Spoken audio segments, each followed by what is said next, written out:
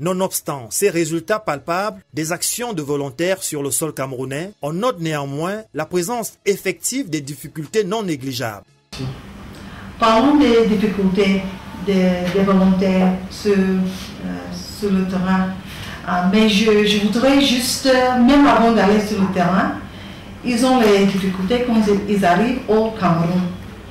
Vous connaissez les États-Unis, c'est un pays différent que de Cameroun en ce qui concerne les pratiques, enfin de langue.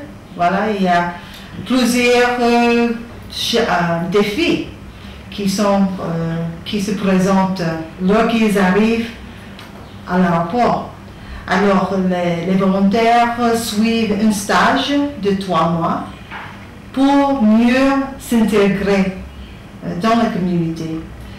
Ils suivent les cours de langue, cours de culture, ils restent avec des familles, des host families, des familles d'accueil, voilà, pour mieux comprendre comment bien travailler ici au Cameroun. Bon, maintenant, après 3 mois, on les affecte partout au Cameroun, les 10 régions, et aussi, surtout dans les zones rurales. Le Peace Corps s'agit d'une organisation qui est fondée sur la vie rurale, les zones rurales. C'est-à-dire que bon, maintenant, les volontaires avaient, même peut-être aux États-Unis, ils avaient tous les moyens en ce qui concerne peut-être l'électricité, de l'eau propre, l'eau potable.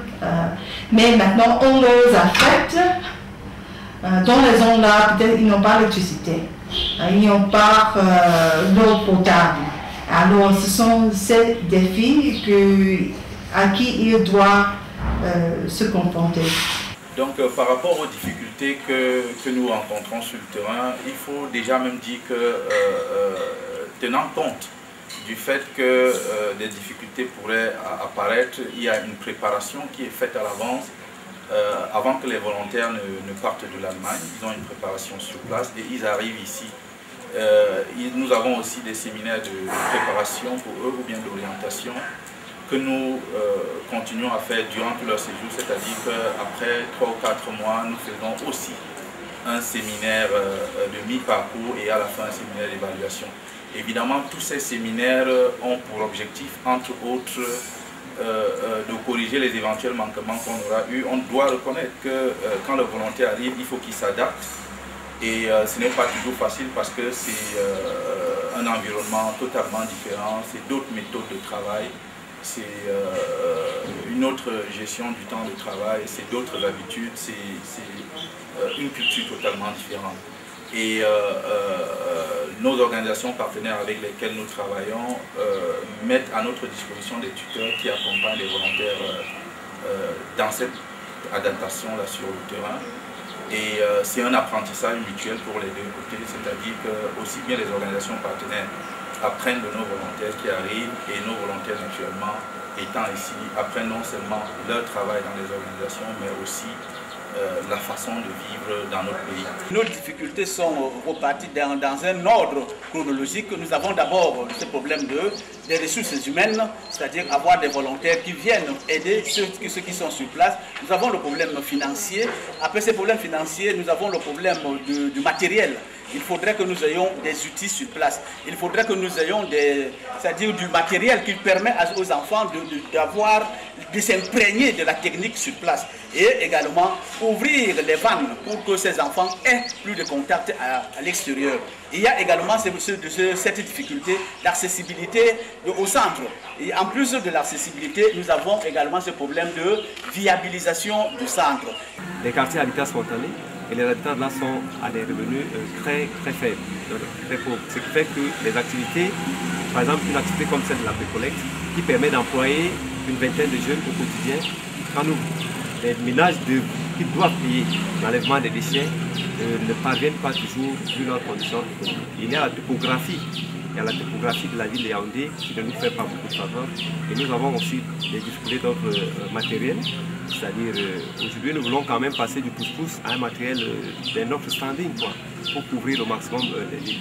Et il y a l'insuffisance de l'appui institutionnel, c'est-à-dire les municipalités ne s'intéressent pas encore suffisamment, parce que c'est des partenaires, mais ils ne s'intéressent pas suffisamment aux activités que nous menons, malgré l'accompagnement, mais il y a un problème d'accompagnement technique. Et aussi, nous avons considéré que ce sont les universités étrangères qui s'intéressent aux résultats de notre travail, à la capitalisation que nous faisons. Mais les universités locales, en termes de chercheurs, en termes de partenariat au niveau du sommet avec les universités, c'est l'une des difficultés parce qu'il est question aujourd'hui de valoriser ce travail que nous faisons. Par contre, avec les universités étrangères, nous recevons un nombre important de chercheurs qui viennent dans notre centre.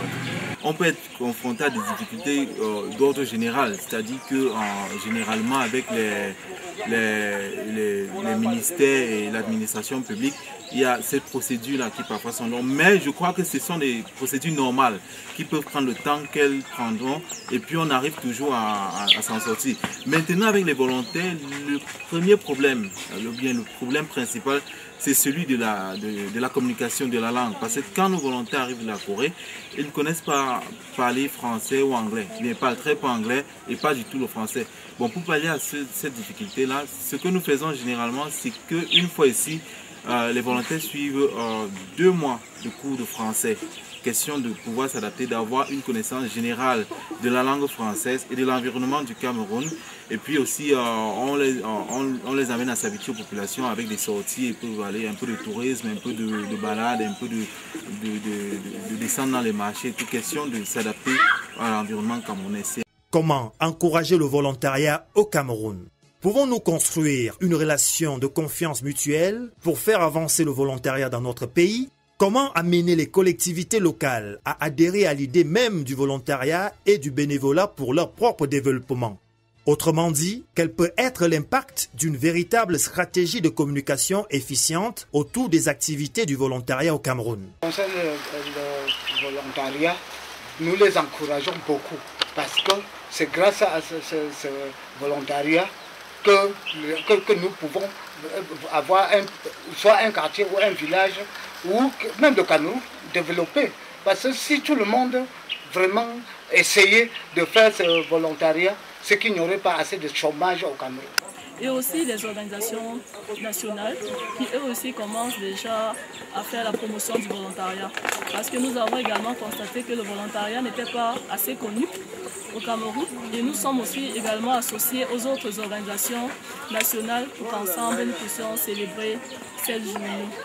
Et nous avons également intégré le gouvernement, le ministère de la Jeunesse, qui dans son plan d'action a le volet volontariat, qui nous a aidés à trouver ces différentes associations de volontariat nationaux pour qu'enfin nous puissions célébrer cette journée. L'espace volontariat de France Volontaire a mis en place un dispositif de réseau au niveau local pour permettre aux jeunes de pouvoir s'engager localement. Et donc il est question de mettre les jeunes en relation avec les associations et les ONG au niveau local.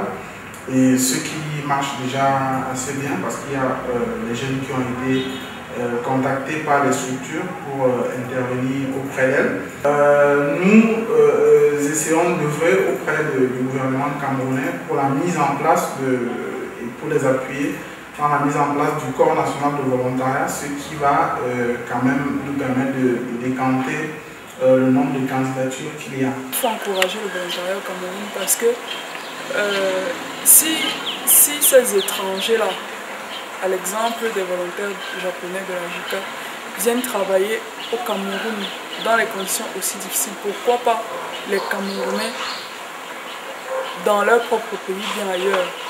Parce que quand on regarde toutes les qualités que ces volontaires-là manifestent, vraiment ça donne envie de s'engager aussi dans le volontariat.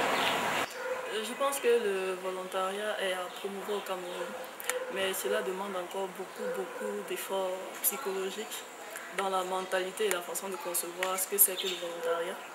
Et ici, beaucoup de gens ne connaissent pas qu'il faut travailler gratuitement, aider son prochain ou bien consacrer son temps, toutes ses connaissances aux autres à côté qui en ont besoin sans rémunération. Donc si des gens quittent le continent et viennent le faire ici, pourquoi pas nous? Il faut une révolution systématique des mentalités sur ce que c'est que le volontariat et se donner pour son propre pays d'origine. Comme la question qu'on nous posait, est-ce qu'on a besoin des étrangers pour venir nous aider chez nous? Donc après cette révolution de mentalité, si chacun peut donner un peu de son temps pour son prochain, je pense que la promotion du volontariat ne sera qu'à son éclat, comme nous le souhaitons tous. Fort de ce qui précède, il en ressort que pour encourager le volontariat au Cameroun, il faudrait susciter une prise de conscience collective sur le bien fondé du volontariat. Inciter à la fois des populations camerounaises à s'engager en tant que volontaires et les pouvoirs publics aux prises de décision en faveur du volontariat.